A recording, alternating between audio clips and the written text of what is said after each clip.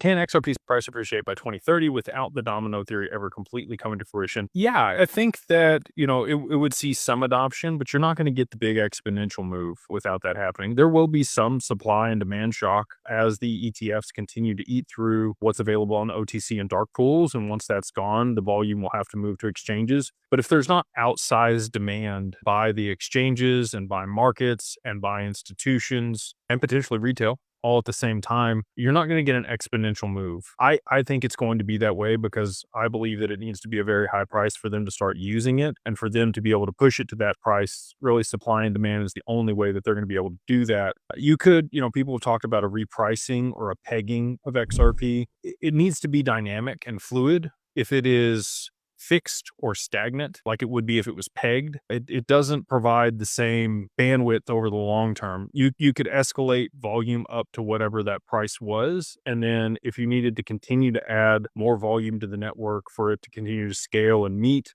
the new demands of markets, that were being tokenized, real world assets.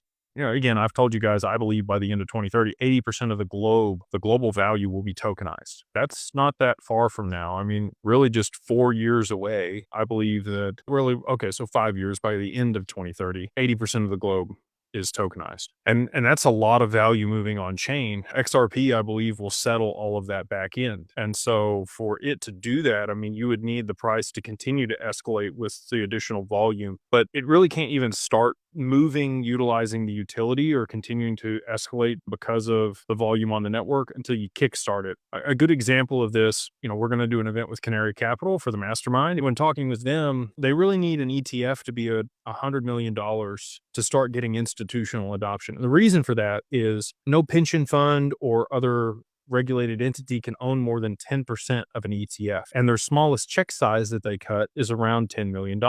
So for them, they've got to get to critical mass before they can even get the adoption of the institutions. And I view XRP very similarly. It needs to get to critical mass. It needs to have enough liquidity in it before they can start using it in a meaningful capacity to continue to drive adoption and price appreciation. And so all of that being stated, I don't think that it's going to be fixed or pegged. I think that they're going to have to use supply and demand dynamics to push it to a very high price in a very short period of time, because that's the only way that it's really going to work and get the adoption. If that doesn't happen, it's not going to see the high prices that we've talked about.